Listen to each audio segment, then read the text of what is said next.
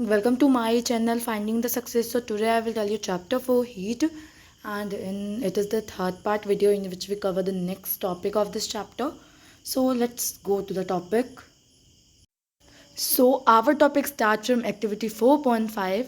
So what is in the activity? Let's read it. So take some hot water in a beaker or a mug. आपको hot water लेना है, गर्म पानी लेना है एक बीकर में या फिर मग में. Dip the thermometer in water, और thermometer को water में dip करना है, ठीक है. और wait till the mercury thread becomes steady at the note of the temperature. और तब तक उसको वैसे ही डिप करके रखना है जब तक जो मर्करी का लेवल है वो स्टडी पूरा रुक ना जाए और नोट ना करे टेम्परेचर को. Now take out thermometer from water. उसके बाद आपको थर्मामीटर को वाटर से निकालना है. Observe carefully what happens now. आपको यहाँ ऑब्जर्व करना है कि क्या हो रहा है. आपको केयरफुली ऑब्जर्व करो कि वहाँ पे क्या हो रहा है. Do you notice that as soon as you take the thermometer out of water, जैसे आप देखोगे जैसे आपने थर्मामीटर को निकाला वाटर से, the level of mercury begins to fall. मतलब जो लेवल है मर्करी का वो गिरने लगेगा. This mean that temperature must be read while the thermometer is in water. तो लेबोरेटरी थर्मामीटर को कैसे कर रहा है टेम्परेचर, तो जब तक वाटर में आपका डिप है थर्मामीटर तभी तक आप उसका वहाँ पर टेम्परेचर देख सकते हो. उसके बाद आप उसका टेम्परेचर नहीं देख सकते हो, ठीक है. जैसे ही निकालोगे वो बाहर का टेम्परेचर ले लेगा कि वो कितने टेम्परेचर का है, ठीक है. You may recall that while taking your own temperature. ये आपको अपने टेम्परेचर पे भी रिकॉल करना पड़ेगा. You have to take the thermometer out of your mouth and note the reading. तो आप जैसे ही अपने थर्मामीटर मुँह से थर्मामीटर को निकालते हो और रीड करते हो उसमें, can you then use your laboratory thermometer to measure your body temperature. जैसे कि आप अपने क्लिनिकल थर्मामीटर से हम लोग अपने बॉडी के टेम्परेचर को मेज़र करते हैं, क्या हम लेबोरेटरी थर्मामीटर से कर सकते हैं. Obviously it is not convenient to use laboratory thermometer for this purpose. Obviously इस पर्पस को मतलब बॉडी टेम्परेचर को नापने के लिए कन्वीनियंट नहीं है कि आप लेबोरेटरी थर्मामीटर को यूज़ करो, ठीक है. तो यहाँ पर बूझो का क्या क्वेश्चन था. बूझो wonder why the level of mercury should change at all when the bulb of the thermometer is brought contact with an another object. अब क्या बोल रहा है, जैसे कि देखिए यहाँ पे जैसे ही पानी से निकाला गया उस लेबोरेटरी थर्मामीटर का जो टेम्परेचर था वो फॉल हो गया, गिर गया, ठीक है. तो बूझो ये वंडर कर रहा है कि जो मर्करी का लेवल था वो कैसे चेंज हो जाता है एक ऑब्जेक्ट के कांटेक्ट में लाके दूसरे ऑब्जेक्ट में जैसे हम उसको कांटेक्ट में लाते हैं तो वो क्यों चेंज हो जाता है, ये वो कह रहा है. तो why does the mercury not fall और राइज इन क्लिनिकल थर्मामीटर. तो क्लिनिकल थर्मामीटर में जो मर्करी है वो फॉल और राइज क्यों नहीं करता है. When take out of mouth, जब हम उसे अपने मुंह से निकालते हैं. Observe a clinical thermometer again. Clinical thermometer को अगेन ऑब्जर्व करिए. ड्यू सी अ किंग, आपको एक किंग दिखेगा बल्ब के पास, ठीक है. What is use of the kink. उस किंग का यूज़ क्या है. तो it prevent mercury level from falling on it. तो वो जो किंग होता है ना वो मर्करी लेवल फॉल ना हो, यही चीज़ से उसे रोकता है. वो किंग उसी के लिए है कि मर्करी का जो लेवल है क्लिनिकल थर्मामीटर में वो फॉल ना हो, ठीक है. अब there is a lot concern over the use of mercury in thermometer. बहुत ज़्यादा बातचीत हुई है कि जो मर्करी यूज़ किया जाता है थर्मामीटर में उसके लिए बहुत ज़्यादा बात की है, क्योंकि मर्क्यूरी जो है वो एक टॉक्सिक सब्सटेंस है और उसको डिस्पोज करना जो है वो बहुत ही ज़्यादा मुश्किल है.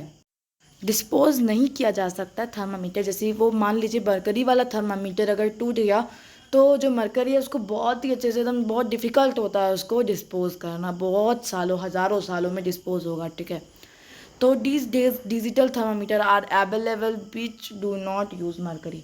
अब आजकल के टाइम में जो है वो डिजिटल थर्मामीटर यूज़ होने लगा है जिसमें मरकरी नहीं होता है और वो बहुत ही ज़्यादा अच्छा है, ठीक ठाक है. मतलब कहने का मतलब है कि वो आपको मतलब मरकरी से बचाएगा. मतलब मरकरी जो टॉक्सिक सब्सटेंस है वो उसमें यूज़ नहीं होता है. और ये जो क्लिनिकल थर्मामीटर है जल्दी आपका जैसे मान लीजिए आपको मरकरी वाला थर्मामीटर अगर टूट जाता है तो आपको उसको डिस्पोज करना पड़ता है. तो और ये आपका जल्दी ख़राब भी नहीं होगा और गिरेगा भी तो उतना बर्बाद नहीं होगा. तो ये बहुत ज़्यादा अच्छा है, ठीक है. Transfer of heat. अब हीट को कैसे ट्रांसफ़र किया जाता है. तो you might have observe that a frying pan becomes hot when kept on a flame. आप ऑब्जर्व किए होंगे कि एक फ्राइंग पैन को हॉट हो जाता है जब हम उसको फ्लेम के पास रखते हैं, ठीक है. तो it is because the heat passes from the flame to the utensil. ये इसलिए होता है क्योंकि जो हीट है वो यूटेंसिल से पास करता है, ठीक है। And it slowly cool down, वो धीरे धीरे ठंडा भी हो जाता है। क्यों? तो वो ठंडा क्यों होता है? जो हीट जो है वो ट्रांसफ़र होता है, फिर जैसे ही वो पैन से अगर हीट आपका ट्रांसफ़र हुआ तो वो फिर जाके कहाँ पे ट्रांसफ़र हो जाएगा? वो सराउंडिंग में जाके ट्रांसफ़र हो जाता है। So you can understand the both cases, आप बोथ केसेस को अंडरस्टैंड कर सकते हो। द हीट जो है वो फ्लो होता है हॉटर ऑब्जेक्ट में और कोल्डर ऑब्जेक्ट में भी, ठीक है। In fact in all cases heat flow from a hotter object to a colder object. सारे केसेस में हीट जो है वो फ्लो होगा हॉटर ऑब्जेक्ट से लेकर कोलर ऑब्जेक्ट तक, ठीक है। How does heat flow, heat कैसे फ्लो करता है? लेट अस इन्वेस्टिगेट, इसके बारे में इन्वेस्टिगेट हम लोग करेंगे। तो पहली यहाँ पे क्या करती है, Paheli ask does it mean that heat will not be transferred if the temperature of two object is the same. Paheli बोल रही है क्या हीट ट्रांसफर नहीं होगा जब दो ऑब्जेक्ट का टेम्परेचर सेम होगा? तो एक्टिविटी 4.6 यहाँ पे क्या बोल रहा है, तो take a rod of a flat strip of metal. आपको एक रड लेना है, एक फ्लैट स्ट्रिप ऑफ मेटल जो है उसको ले लेना है, सी एल्यूमिनियम या फिर एल्यूमिनियम या आयरन, दोनों में से कोई एक चीज़। Fix a small wax on a piece of rod, आपको फिक्स करना है एक स्मॉल वैक्स को, ठीक है। वैक्स को मतलब वहाँ पे रखना है, मतलब जैसे कि कह देने का मतलब है रड ले लेना, उस पर वैक्स थोड़ा थोड़ा दे देना है, ठीक है। पिघला के दो या फिर ऐसे ही रख दो, कुछ भी करो, ठीक है। और सबको इक्वल डिस्टेंस पे रखना है। फिर clamp rod to a stand, उसको एक स्टैंड टाइप का बना दो। If you do not find the stand you can put one end of a rod between bricks. यहाँ पे जैसे ब्रिक्स के साथ रखा गया है, आप वैसे भी रख सकते हो अगर आपके पास स्टैंड नहीं है। उसके बाद आप जो अदर एंड है रड का उसको हीट करो और ऑब्जर्व करो क्या होगा। वैक्स पीसेस का, जो वैक्स पीसेस है उनका क्या होगा? तो वैक्स पीसेस जो है वो फॉल होने लगेगी, पिघलने लगेगी। तो विच पीस फॉल्स फर्स्ट, तो सबसे पहला पीस कैसे गिरेगा, सबसे फर्स्ट पीस कौन सा गिरेगा? Do think that heat is transferred from the end nearest to the flame to the other end. आप लोगों ने थिंक किया कि हीट जो है वो ट्रांसफ़र होता है एक एंड से दूसरे फ्लेम के अदर एंड पे। आप लोगों ने तो देखा कैसे हीट ट्रांसफ़र हुआ।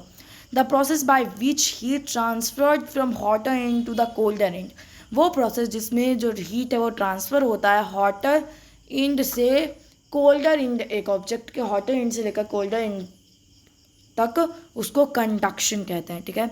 In solid generally heat is transferred by the process of conduction. Conduction के प्रोसेस से सॉलिड में जनरली हीट जो है वो ट्रांसफर होता है। Do all substance conduct heat easily, क्या सारे सब्सटेंस इजली कंडक्ट करते हैं हीट को? You must have observe that the metallic pan for cooking has a plastic और अ वुडन हैंडल। आप लोगों ने मस्ट ऑब्जर्व किया हो कि मेटेलिक पैन का प्लास्टिक या फिर वुडन हैंडल होता है। क्योंकि अगर हम पैन अगर आपका वो आयरन का दे देगा तो हीट जो है वो आयरन उस आयरन हैंडल में ट्रांसफ़र हो जाएगा, जिससे आपको गर्म लग सकता है, आपका हाथ जल सकता है, आप हर्ट हो सकते हो, ठीक है। 4.7 है हमारा। अब हमारा एक्टिविटी 4.7 है। तो heat water in a small pan और अ बीकर। आपको हीट करना है वाटर को एक स्मॉल पैन या बीकर में। उसके बाद कुछ आर्टिकल्स को कलेक्ट कर लेना है, जैसे steel spoon, plastic scale, pencil और डिवाइडर, ठीक है। Dip one end with the other end of this particles in hot water. अब आपको डिप करना है एक एंड को, सबके एक एक एंड को हॉट वाटर में, ठीक है। Wait for a few minute तक वेट करना है आप लोगों को। तो टच द अदर एंड, अब अदर एंड को टच करना है। इंटर योर ऑब्जर्वेशन टेबल 4.3 में अपने ऑब्जर्वेशन को लिख लेना है। अब the material which allow heat to pass through, अब जो मटेरियल हीट को पास करने में मदद करता है उसको कंडक्टर ऑफ हीट कहा जाता है। जैसे एग्जाम्पल में एल्युमिनियम, आयरन, कॉपर, ये सब हो गया। अब मटेरियल जो अलाउ नहीं करता है हीट को पास करने में ईजिली, वह पुअर कंडक्टर ऑफ हीट कहलाता है। जैसे प्लास्टिक हो गया, वुड हो गया, ये सब। पुअर कंडक्टर को इंसुलेटर भी कहा जाता है। जैसे पुअर कंडक्टर ऑफ हीट ही कहना ज़्यादा अच्छा रहेगा, क्योंकि सब में थोड़ा ना थोड़ा हीट तो ट्रांसफ़र करता ही है, ठीक है। तो the water and air are poor conductor of heat. Water और एयर जो है वो पुअर कंडक्टर है हीट का। Then how does the heat transfer take place in this substance, तो इन सारे सब्सटेंस में हीट कैसे ट्रांसफ़र हो गया? तो लेट अस फाइंड आउट। तो फाइंड आउट करेंगे अब हम सारी चीज़ों को। तो अगला topic video next part video में आ जाएगा अगला टॉपिक का video. So take care, like my video, share my video, subscribe my channel and tap the bell icon also. Okay bye.